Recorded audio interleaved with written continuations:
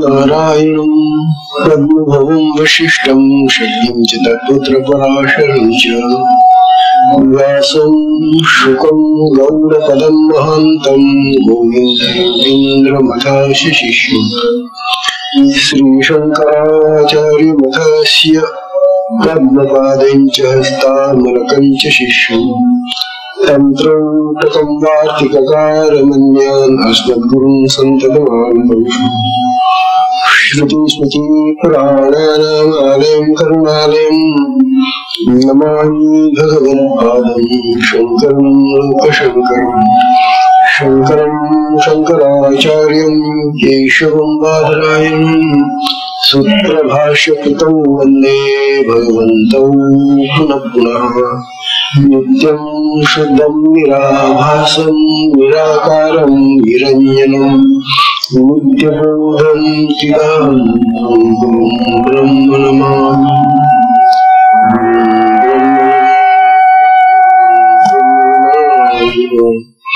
ईश्वरो गुरुरात्मेकी मूर्तिवेद विभागिनी व्याप्तदेहाय दक्षिणामूर्ते नमः दक्षिणामूर्ते नमः दक्षिणामूर्ते नमः।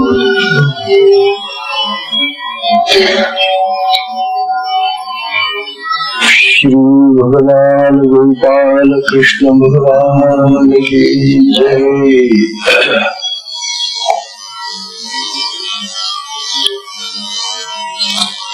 आज श्रावण मासातली कृष्णाष्टमी।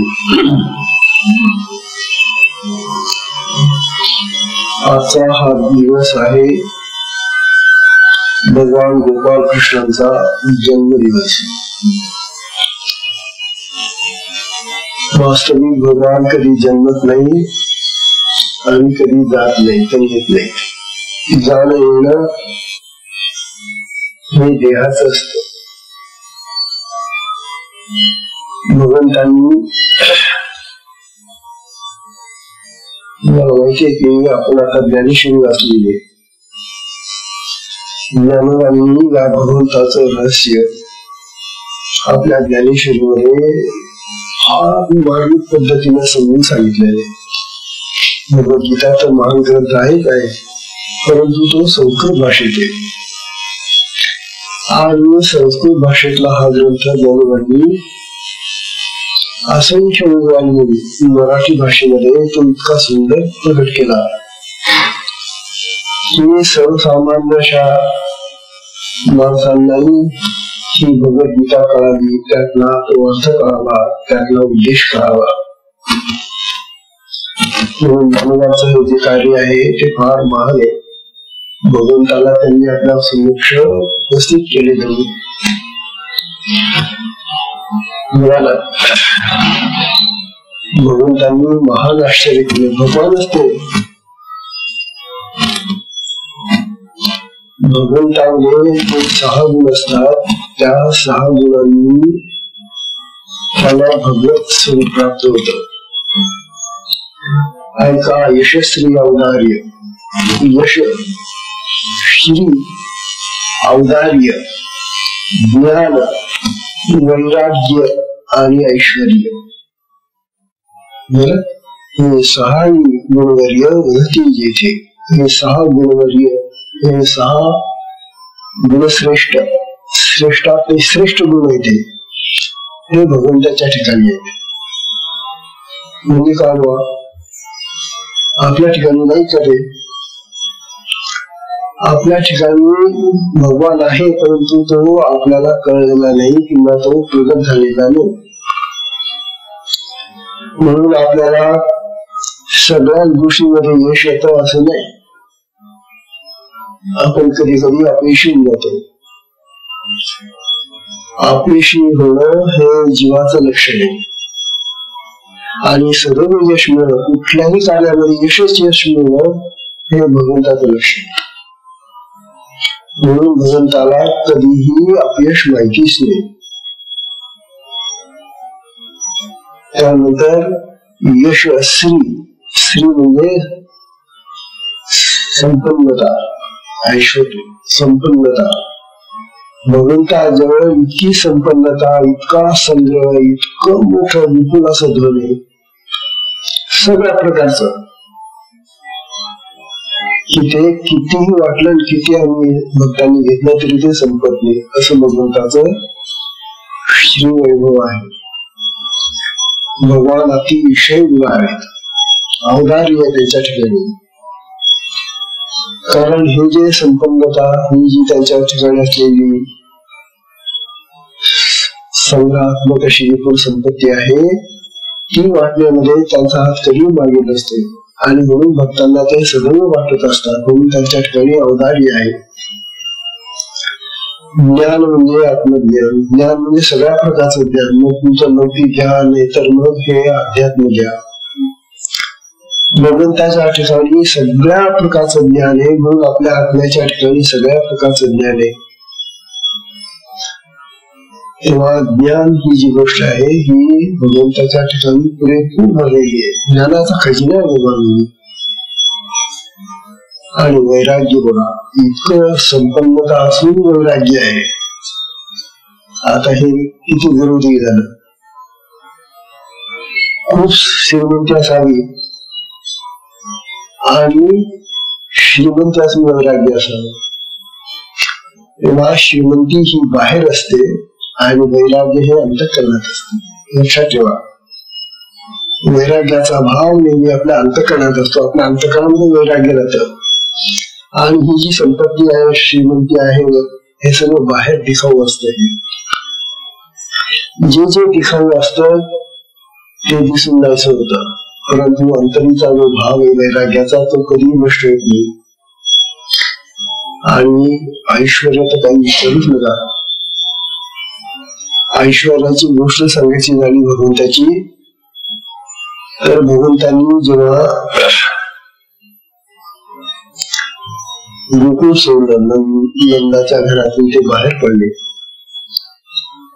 आणि त्यांनी विचार केला की आता आपण या देशाचा उद्धार, या जगाचा उद्धार, या लोकांचा उद्धार करायला पाहिजे. आणि त्यासाठी त्यांनी राज्य स्थापन केलं. द्वारकेला समुद्रापासून जागा मागून घेतली. विश्वकर्म्याला सांगितलं की इथं द्वारका नावाची सुंदर नदी बसव. आणि काय सुंदर नदी, त्या नदीचं जर वर्णन पाहिलं तुम्ही तर तुम्हाला आश्चर्य वाटेल. ती जी नगरी होती त्या नगरीमध्ये सोन्याचे कळस होते, सोन्याची पत्रे होते वर असे लावलेले घरांना. सुवर्ण नगरी होती ती द्वारका.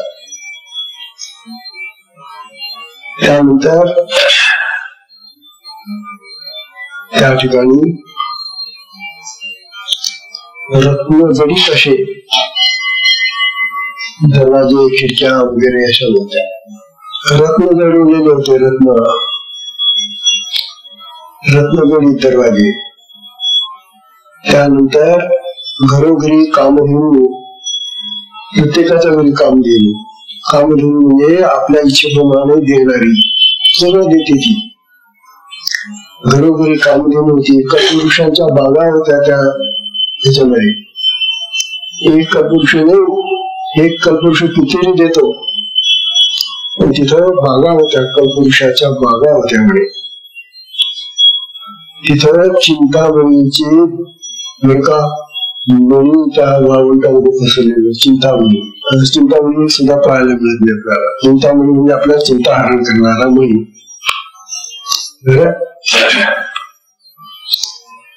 तेव्हा रुधी सिद्धी नांदत होत्या. घरामध्ये दूध दुग्ध चिकार होत. इतकं गोधन होतं त्या काळामध्ये.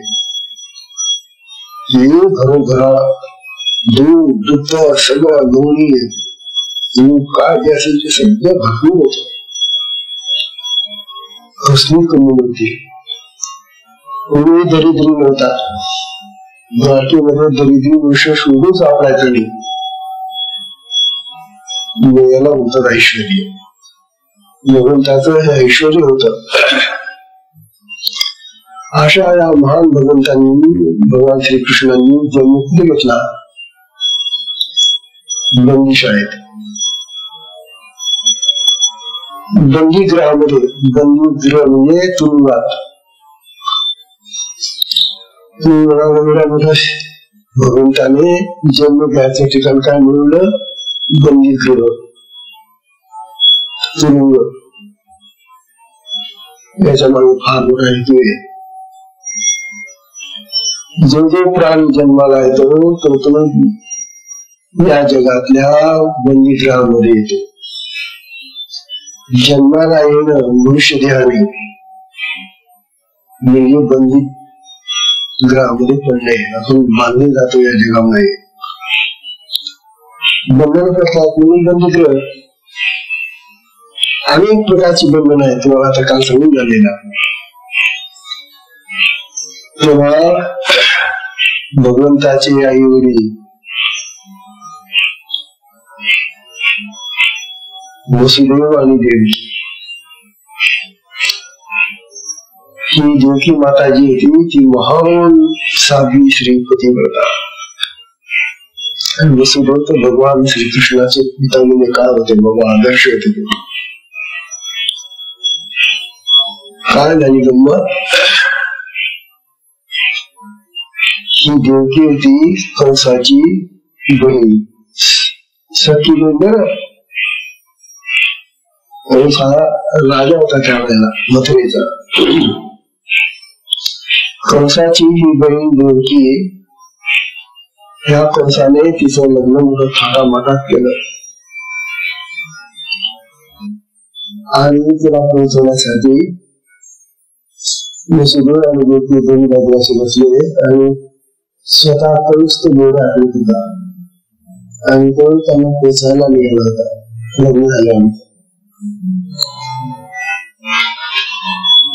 रस्त्याने जाता जाता जाता हा काहीतरी कंस, त्याच्या डोक्यामध्ये काहीतरी विचार आला, कुठला तरी झटका आला त्याला. त्याला म्हणतात आकाशामध्ये वाणी झाली. आकाश म्हणजे हे बाहेरचं आकाश नाही, आपल्या चित्तामध्ये सुद्धा देहामध्ये सुद्धा 3 आकाश आहे. तर देहातल्या आकाशामध्ये वाणी झालेली की त्याला ऐकायला आली, अरे तू या देवकीचं काय कौतुक करतो रे. या देवकीच्या पोटी येणारा जो 8वा मुलगा राहील ना तो तुझा वध करणार आहे. आता काही गरज होती काय सांगण्याचं. एवढं छान लग्न झालं, खाल्लं पिल्लं सगळं समाज पार पडला, कोणसा आनंदात होता. आणि त्या बहिणीला घेऊन तो जात असताना अशा तऱ्हेनं त्याच्या डोक्यामध्ये अशी काहीतरी माशी शिकली. काय देवीच्या पोटी येणारे 8वं बाळ माझा वध करणार आहे. घाबरला एवढा मोठा कंस, तो घाबरला आणि त्याच्या हातामध्ये लगाम वगैरे होते, त्याने लगेच तो फिरवला रथ मागे फिरवला आणि तो मथुरेला घेऊन चालला त्यांना. वसुदेवांना आणि देवीला वाटलं असं काय करताय हे, आपल्याला तिकडे जायचं ना, इकडे कुठे चाललं तू, हे नंतर सांगेन मी तुम्हाला, आता चला बोलू नका कोणी.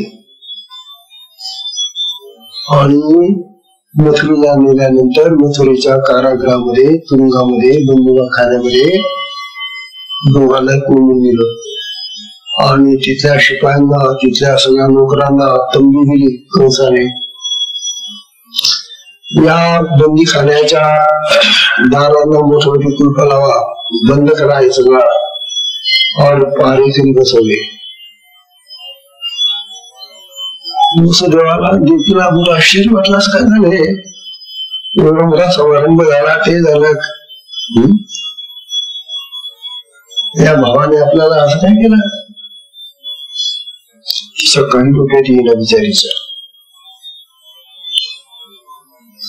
शेवटी त्या बंदीखान्यामध्ये राहत असताना जेव्हा तिला मुलं व्हायला लागली बिचारीला, ती देवकीला पहिलं झालं हे कळलं, हे झालं. तो म्हणाला 8वा मुलगा मला मारणार आहे ना, तर हा 8वा पहिल्यापासून 8वा का शेवटून 8वा, हे काही कळेल ना त्याला. शेवटून 8वा म्हणून पहिला आला ना 8वा, म्हणून त्याला पहिल्या मुलाला मारलं. आपण मान दगड होता मोठा, तिथे घेऊन जायचा त्या बाळाला जन्मल्याबरोबर आणि त्याच्यावर आपण मारून टाकायचं.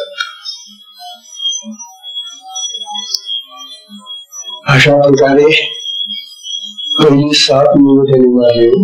मुलीने बहिणीची मुलं भाच्यांना मारलं, मामाने बाबा. तेव्हा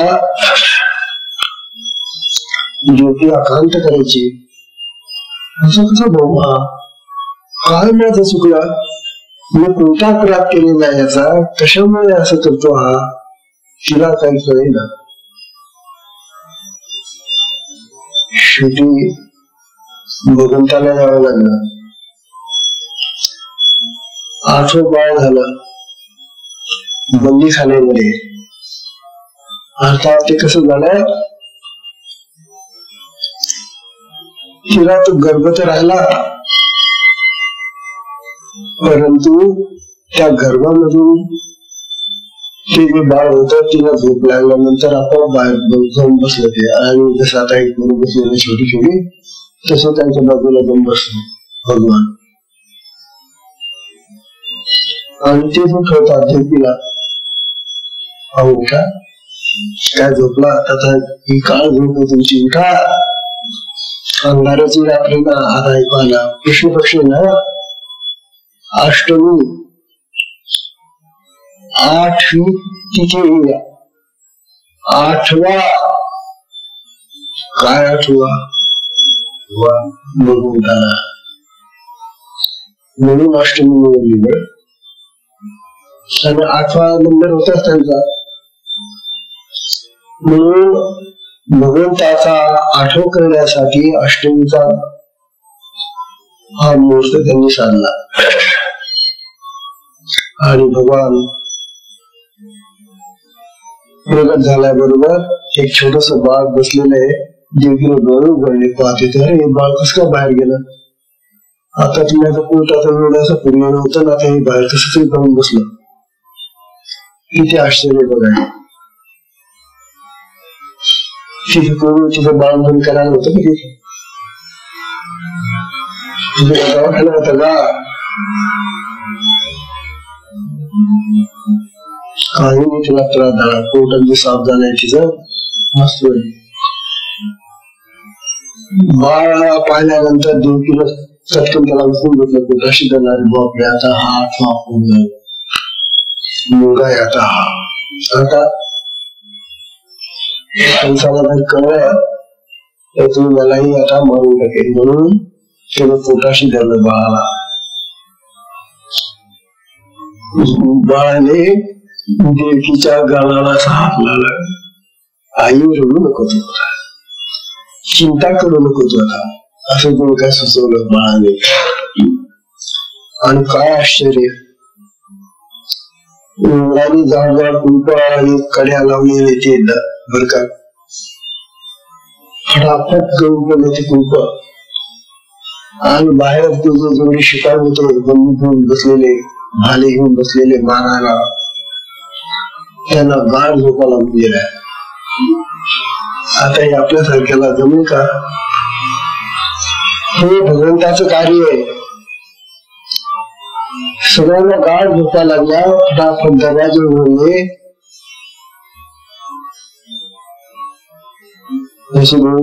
बाहेर आले, पाहतात काय हे चमत्कार आहे. आणि छान प्रकाश दिसतोय बाहेर. वास्तविक अंधार होता, अष्टमीचा दिवस होता. प्रकाश दिसतो. आता काय करायचं या बाळाला? बरोबर आहे, या बाळानेच काहीतरी चमत्कार केला म्हणून तिथं टोपी सापडली. आता इथे कुठून आणली टोपी? असेल एखाद्या बाळाला मरायची. त्या टोपलीमध्ये या बाळाला झोपवलं. वसुदेवाने डोक्यावर घेतली टोपली आणि डोक्याला सांगितलं, अगं बाई, हा कंस याला पण मारून टाकेल म्हणून मी याला आता बाहेर सोडून येतो. कुठे आता सोडायचे याला म्हणून गोकुळात जायला लागेल. गोकुळ म्हणजे यमुना नदी ओलांडून पलीकडे गोकुळ आहे, मथुरेच्या. जर मथुरा पाहिजे असेल तर मथुरा ज्या ठिकाणी बंदी खाना होता, त्या बंदी खाण्याच्या पुढेच रस्ता आहे असा खाली उतरून नदीमध्ये जाणारा. आणि उतरून गेल्यानंतर पुढे मग गोकुळ नावाचं लहानचं खेडेगाव आहे. आता फार छान झालंय गोकुळ. तर मला वसुदेव म्हणाले की देवकी, आता याला मी गोकुळामध्ये पोहोचून येतो, कारण तुम्ही जवळपास पुढे ठेवला, आता तो कंस त्याला शोधून काढेल आणि मारून टाकेल म्हणून मी तिथे जातो. अहो नदी भरलेली, डोक्यावर बाळ घेतलं ह्याच्यामध्ये आणि निघाले. चला बरं,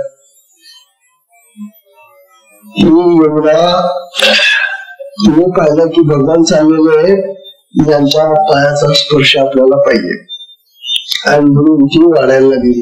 इतकं पाणी इतकं तेव्हा भगवंतांनी पाय लोंबवला खाली आणि तिला स्पर्श दिला आणि चटकन पाणी खाली चाललं गेलं. आणि तो तीराला गेला, नंदाच्या महालात गेला. नंद नावाचा राजा तिचा गुरु होता, तो मोठा होता राजासारखा. त्याच्या महालामध्ये गेला. त्याच्या महालात सगळे दरवाजे उघडे, तिथले सगळे लोक झोपलेले. आता एका आश्रम होत्या, गेले गेले तिथं त्याची जी पत्नी होती यशोदा, त्या यशोदाच्या दरवाजा पुढे गेल्याबरोबर तिचं दार उघड. ती बांधून झालेली, तिला मुलगी झालेली होती. किती आश्चर्य येत आहे. आता या अशाच वेळेला त्या यशोदेला मुलगी व्हावी, इकडे वसुदेवाला मुलगा व्हावा. वसुदेवाने काय केलं, आपल्या टोपलीतलं बाळ उचललं, तिचा कळंगा ठेवलं आणि तिची मुलगी आपल्याकडून घेतली आणि परत आली. परत बंदी खाण्यात आले. जोगी म्हणतो, ही मुलगी कशी आणली, कोणाची आणली तुम्ही? अगोदर मला जी सूचना तुम्ही केलेली त्या यशोदीची मुलगी बोलावली आणि आपला बाळ तिच्या वर्गात झोपून दिला. हा सगळा चमत्कार, ही सगळी युक्ती एका भगवंताचीच आहे ना. तोच विचार घेतो ना. आल्यानंतर कंसाला कळलं की बाळ झालंय, लागली रडायला. त्यामुळे सगळे जागे झाले, शिपाई वगैरे वगैरे पुन्हा लागली गेली. कंसाला कळल्याबरोबर तो धावतच आला. आल्यानंतर पाहतो हा मुलगी. त्या मुलगी काय पाहिलं, त्यांनी उचललं तिला आणि गेला आपल्याला. तर ती सट कशी अशी विजेसारखी निघून गेली आणि सांगितली, अरे कंसा, मला का मारतो? तुला मारणारा आता गोकुळामध्ये जिवंत आहे, जा. तिने सांगून टाकला. मी आता काय करा, जे सगळ्यांना लपाछपी चाललेलं होतं, गुपित चाललेलं होतं, ते त्या पूर्वीने सांगून टाकलं कंसाला. मला काय मारतो, तुला मारणारा तो गोकुळामध्ये आता जाऊन बसलेला आहे, जा तिथं. नाही मग कंस म्हणाला, आपण जे 7 पोर मारले ना, याची पूर्वी यांची अशी विजेसारखी चौकून गेली. काय प्रकार आहे बघा ना, काय भगवंतांनी त्या ठिकाणी लीला केलेल्या आहे. त्यांच्या त्या लीला ऐकल्या ना तर खरोखर असं वाटतं की हे भगवंता कृष्ण धन्य होतो. आम्ही भगवान कृष्णाला विसरू शकत नाही. आमची संस्कृती राम आणि कृष्ण यांच्या 2 दैवतांची संस्कृती आहे. आमची राम आणि कृष्ण आमचे 2 संस्कृतीचे 2 ध्रुव आहेत असं म्हणा. तेव्हा भगवान श्रीकृष्णांनी काय लीला केला तिथं, तेव्हा हालचाल करायला लागले तिथं. ती यशोदा जागी झाली. पाहते तर तिला वाटलं आपली ती पोरगीच आहे जन्माला आलेली, म्हणून ती घेते चाललं. तिला पाहते ते पोरग आहे. मुलीचं मुलगा कस काय झाला, किती आतर्की घटना ही. आता पहा बरं, आपण मुलीला जन्म दिला हे आपण प्रत्यक्ष पाहिलेलं आहे, आणि आता हा मुलीचा मुलगा होतो कसं काय, तिला म्हणूनच वाटलं. बरं ती त्याला झोपून गेलेली होती जेव्हा सुदेवाले होते. असं आता काय करावं, जे आलं दैवामध्ये त्याला तर आपल्याला सांभाळलं पाहिजे. म्हणून वसुदेवकीने हा जो चमत्कार घडून आणलेला आहे, किंवा त्यांच्या मार्फत भगवंतांनी जो चमत्कार घडून आणलेला आहे, तो त्या नंदाला आणि यशोदेला काही कळेना. या मुलाचं आता रक्षण आपल्याला करायला पाहिजे. तेव्हा मुलाचं रक्षण करणं म्हणजे काय करायचं, आता कोण आहे हा, काय कसा. हा मुलगा लहानपणापासूनच पाळण्यात होता. आता पाळण्यात मुलं केवढं असतं मी सांगा बायांनो, बा. पण या पाळण्यातल्या मुलाने महान राक्षसांचा वध केलेला आहे. कळलं कंसाला तर माहिती होऊन गेलं होतं की हा गोकुळात गेलेला आहे, म्हणून कंसाने आपले दूध पाठवले आणि आपली बहीण जी होती पुतना नावाची, तिला विष भरून आपल्या तिच्या स्थळामध्ये विष भरलं आणि विषारी विष घेऊन ती या नंदाच्या घरी येते. आणि त्यांना कळलं होतं की नंदाच्या घरी मुलगा आला जन्माला, त्याला मारलं पाहिजे. आपण सगळं आता गोकुळातून मुलं खलास करायची. आणि कोण कृष्ण असेल त्याच्यामध्ये. तेव्हा अशा तऱ्हेनं ती पुतना यशोदेकडे आली आणि म्हणाली, अगं यशोदे, तुझ्या मुलाला मी पाहायला आली ग. ती नडवाळपणा करायला लागली ती. आणि हेतू काय होता,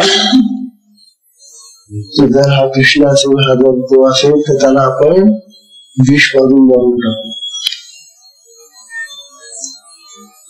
तेव्हा ती गुरु पाहण्याजवळ पाहते, कृष्णाला पाहते. कृष्ण हसत होते तिच्याकडे पाहून. बरं झाली तू आली, ये. जीव बाग पाहत होतो मी. आणि त्याप्रमाणे तिने सांगितलं, का ग यशोदे, तुझं पोरगं किती गोड आहे ग. आणि काय सुंदर रूप धारण केलं होतं भगवंताने. बघा तुम्ही फोटो, आपल्या एकाच रंग कुठे काळे पुष्कळ आहेत, गोरे पुष्कळ आहेत, तांबडे पुष्कळ आहेत, पांढरे पुष्कळ आहेत. पण गोळ्या रंगाचा हा वर्ण फार वेगळा आहे. नील वर्ण, अतिशय सुंदर गोळे गोळे केस, छान सुंदर केस तिच्या लहान वयामध्ये. आश्चर्य, हाच कृष्ण असला पाहिजे. म्हणून पुतणीला त्या यशोदाला सांगितलं, अगं यशोदा, तुझा मुलगा किती गोड आहे ग. तिला वाटलं याची पूर्ण आणि हिची, तिने त्या मुलाला जेव्हा घेतलं घेऊ करतो मी त्याला, घ्या ग तुला काय माहिती. आणि मग तिने त्याला पाळण्याला सुरुवात केली एका वेगळ्या खोलीत जाऊन. आणि भगवंतांनी तिच्या अंगावर मग पीठ होता आणि पिता पिता ते जेवढं विष होत तिचं तेवढं मगळून टाकलं, विषाचं थांबून जमलं आणि नंतर मग ओढायला सुरुवात केली. त्याला काय दूध होतं का, तसं रक्त ओढून घेतलं भगवंता तिच्या शरीरातलं. रक्त सगळं पसरलं, थांबून जमलं विष आणि ते रक्त तिच्या शरीरातलं आणि ती मरून पडली पाय झटकून झटकून. ती पुष्कळ त्याला ढकलाचा प्रयत्न करते पण कृष्ण तिच्या ढकलला गेला नाही आणि शेवटी बोलू की मी त्याला म्हणजे यशोदानी पाहते तिचं वाक्याचं पाहून झाली, काय पाहते माझ्या बाळाला, पाहते तर तेवढं थांबलं. बरे बापरे, पटकन उचललं मुलाला, अरे पुसलं घेतलं. अरे काय केलं रे याने, असं त्याचा रंग बदलून गेलेला होता ना, निळा रंग झाला म्हणून तिने नाव ठेवून दिलं त्याचं कृष्ण. कृष्ण म्हणजे काळा. तेव्हा असा या कृष्णानं हे काय केलं असं, तुम्ही सारख्या महान स्त्रीला असं आणखी कंसाची बहीण मारल्यानंतर कंसाला जेव्हा कळलं तर नक्की तोच कृष्ण असला पाहिजे. तू माझी बहीण मारली याने, आता तो त्याला जिवंत रूप देणारच नाही. म्हणून त्या कंसाने त्याला मारण्यासाठी अनेक राक्षस पाठवलेले. त्यातले 2 राक्षसांचे नाव सांगून आपण पुढे जाऊया. त्याच्यामध्ये तृणावर्त नावाचा राक्षस होत आहे. तृण म्हणजे गवत, गवत उडवणारा वारा असतो ना, वारा येतो. त्या वाऱ्याच्या रूपाने एक राक्षस आला तिथं आणि त्याने ठरवलं की वारा घुसून जातो. आता वारा कुठे घुसू शकतो ना, वाऱ्याच्या रूपाने आलेला आहे तो राक्षस आणि मध्ये घुसला आणि लगेच प्रगट झाला आणि कृष्णाला त्याने मारायला सुरुवात केली. भगवंतांनी त्याही अवस्थेमध्ये त्या तृणावर्ताचा शिरच्छेद केला. असा काही बुक्का मारला की त्याची मान उतरून पडली. भगवंताच्या हातामध्ये वज्र मुष्टी होती, वज्रासारखी मुष्टी म्हणजे उठ अशी जोरात मारली त्या तृणावर्ताला की त्याची मान तुटून पडली. काय भगवंता अवजड होत तुझं हे सगळं. त्यानंतर एक शकटासूर आला. शकट म्हणजे गाडं बरं काय, जी गाड्या ना त्याला शकट म्हणतात. एक गाडं पाठवून दिलं आणि त्या शकटामध्ये तो राक्षस बघून बसलेला होता. शकटासूर त्याचं नाव. आता पूर्ण बाळ बाळ छोटे छोटे असे खेळत होते अंगणामध्ये आणि अंगणानंतर त्या राक्षसाने पाहिलं की हाच एक कृष्ण असला पाहिजे, चांगला दिसतोय. त्या शकटासुराने त्याला ओळखलं. भगवंतांनी त्याला पाहिलं की अरे कंसाकरचा दूध दिसतो का. भगवंतांनी त्याला त्याच्या त्या गाडीवर उचलून फेकला. जी गाडी आणली त्याने तो त्याला धरायला आला. भगवंतांनी त्या लहान वयामध्ये शकटासुराला उचलून त्याच्या गाडीमध्ये ठेवलं आणि ती गाडी उचलून फेकून गेली. हे जे चमत्कार आहेत हे चमत्कार आपल्या सारख्यांना अतर्क्य वाटतात, अशक्य वाटतात, पण तिच्या भगवंताचं सामर्थ्यच अचाट होतं. तेव्हा शकटासूर मारला, त्याला गेली, मग मात्र घाबरला कंस.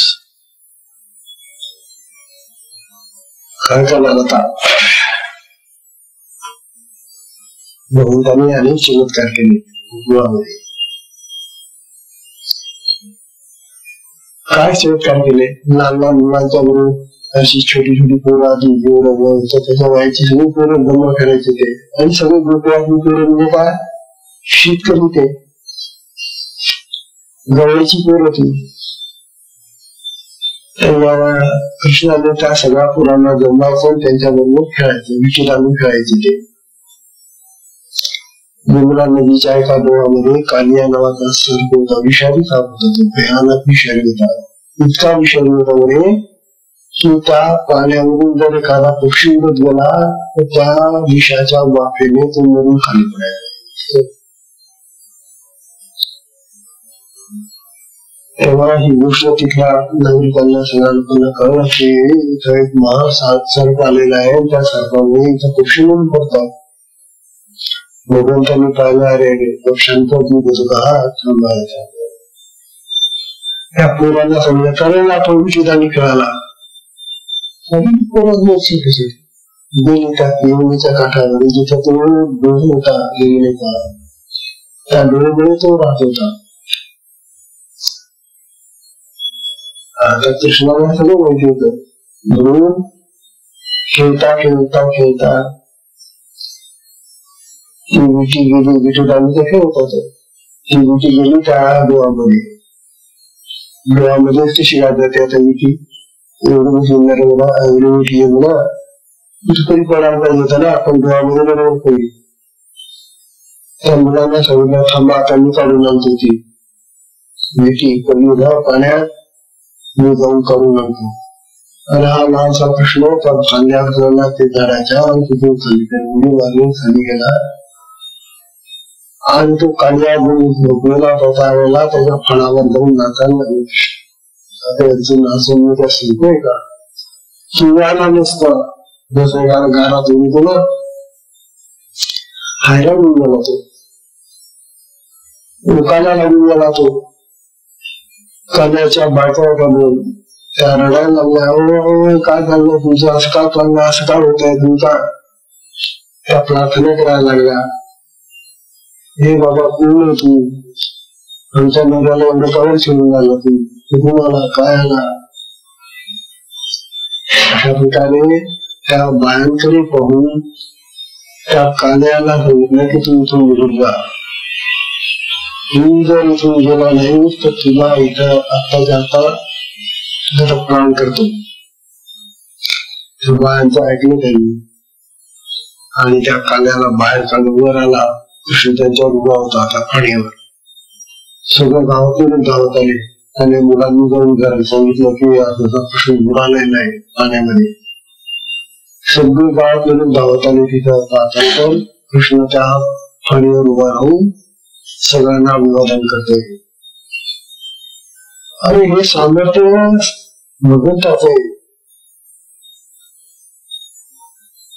तेव्हा कालिया मर्दन. त्यानंतर तुम्हाला माहितीये का की भगवंतांनी गोकुळातलं हे जे दूध दही जे निर्माण व्हायचं ते मथुरेला जाऊन विकायचं. आणि या घरातल्या लहान पोरांना देत नसत त्या बाया, जेव्हा आपल्याला जायचं बाजाराला म्हणजे घेऊन जायच्या त्या आणि तिथे विकायच्या त्या. कृष्णाने पाहिलं की या पोरांना खाऊ घालत नाही, या बाया कशा बाया आहेत या. आणि तिथे जाऊन संस्था मिळून येतात. म्हणून कृष्णाने सगळ्यांना बनवलं एकत्र आणि सांगितलं की काय नाही, आपल्या घरातलं दूध तूप काय जे असेल ना ते प्रथम आपण खाऊन घ्यायचं आणि उरलेलं काही केले नाही. अशा प्रकारचा हा चोरीचा व्यवसाय सुरू झाला. पण ही चोरी कशी होती, न्यायाची चोरी होती, काही खोटी नव्हती. आणि तू लहान मुलांमध्ये आज तो पाहणार, आज आपण पाहतो ज्या डेऱ्या निघाल्या आहेत ना, या डेऱ्यांमध्ये सगळं दूध घालून येतात आणि मग ती खंगाळून पाणी टाकून त्याच्यामधलं आणि ते त्याच्यावर चहा करता गिरी आल्यावर. अरे तुमच्या घरची म्हैस आहे, गाय काय असेल तुम्ही त्या डेऱ्याला हाच प्रकारे तोच प्रकार त्यावेळेला कसा होता. म्हणून भगवंतांनी सांगितलं की काय नाही, आपल्याला जर तंदुरुस्त व्हायचं मजबूत व्हायचं असेल तर हे दही दूध तूप आपल्या घरचं आपण खाल्लंच पाहिजे. आणि अशा प्रकारे कृष्ण दोन्ही चोरला, दही चोरायला लागला, हे चोरायला लागला, सगळ्या गोकुळातल्या बायांनी तक्रार केली यशोदेकडे की कसं बघ तुम्ही पूर्व आमच्या पोरांना बिघडून राहिलं. त्याप्रमाणे भगवंतांनी या सगळ्या पोरांचे एकत्र केले. त्यांच्याबरोबर गाई चालवून जायचे, त्यांनी आणलेल्या ज्या भाकरी काय जे असतील ते सगळे एकत्र बसून खायचे. सगळ्यांचा काला करायचा, मी गोपाळ काला होतो, सगळ्यांनी आणलेलं सगळं एकत्र करायचं आणि म्हणजे सगळ्यांनी वाटून खायचं. हा एकत्रितचा संदेश भगवंतांनी त्या लहानपणापासून दिलेला आहे सगळ्यांना. अरे आपण सगळे एक आहोत तेव्हा आणा सगळे म्हणून आपण एकत्र करू, काला करू, त्याचा अर्थ एका बाईला चुकली केली यशोदेकडे, अगं हा तुझा काना जो आहे ना तो माती खातो, शक्यच नाही म्हणे. अगं भाई आम्ही पाहिलं तो माती खातो. आता काय करणार? कृष्ण खरोखरच बाहेर गेला दरवाजा उघडून की यशोदा तिचा मग धावत होती. गेला तिथे मातीचा खडा उचलला तोंडात टाकला कृष्णाने. आता यशोदाला पटलं, तिच्या समक्ष झालं नाही. त्या गरुडने जी तक्रार केली होती ती आता बरोबर झाली. ती म्हणाला हा नाही ऐकली, काय खातो कुठं काय खाल्लं मी? अरे मी पाहिला ना खातो काय रडतो. आ केल्याबरोबर त्याच्यामध्ये यशोदा दिसायला लागली. मी कशाला गेली तिथं? आणि त्याच्यामध्ये सूर्य दिसला, चंद्र दिसला, तारे दिसले, सगळं समुद्र दिसले. अरे बापरे, या कृष्णाच्या तोंडामध्ये हे सगळं आलं कुठून?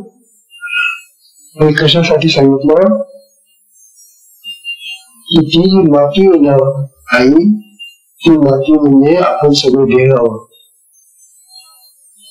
आपले हे सगळे देह त्या मातीचे बनलेले आहेत ना का?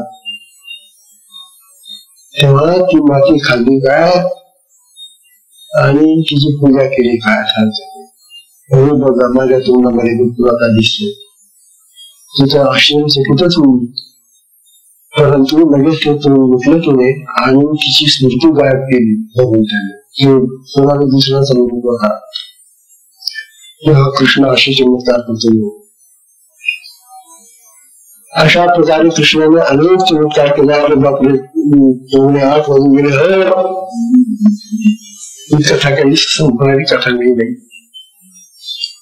भगवंतांनी महान कार्य केलेले आहे या जगामध्ये आपल्या भारतामध्ये.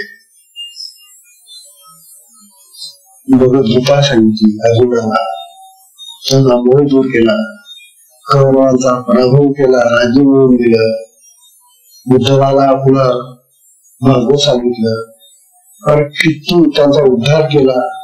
जगामध्ये का ज्ञानाचा प्रसार केला. आज जे काय थोडंफार ज्ञान आहे शिल्लक ते भगवंताच्या कृपेनं ज्ञानवानी भगवंताचे फार उपकार मानले.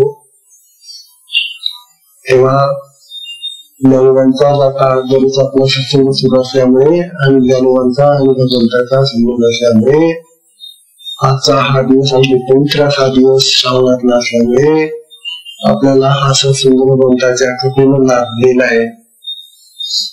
गोवर्धन पर्वत उचलला, इंद्राला वाक्य, इंद्र त्याच्या विरुद्ध गेला. इंद्राची पूजा करायची त्यावेळेला नारुणाला सांग भगवंताने सांगितलं काय नाही तो इंद्र काय नाही, आपल्या गायींची पूजा करा चला.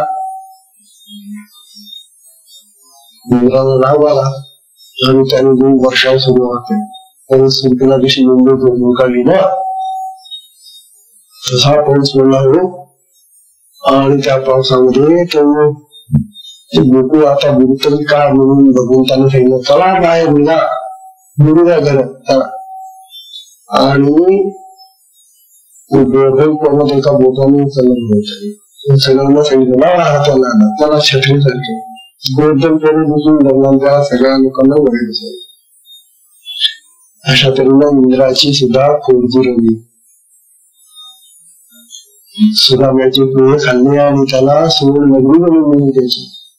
का किती सांगणार त्यांचा उपायाचा. ती पूजा नावाची श्रीमती अशी वाकडी पूजा त्या कंसाची पूजा करण्यासाठी दररोज फळांमुळे घेऊन शिजायचे तबदली. भगवंतांनी पाहिलं तिथे गेलेले होते. भगवंतांनी पाहिलं त्या पूजेला म्हातारीला अशी वाकडी झालेली अशी काही. अरे अरे अरे म्हातारीनं तिच्या हातामध्ये तबक होते.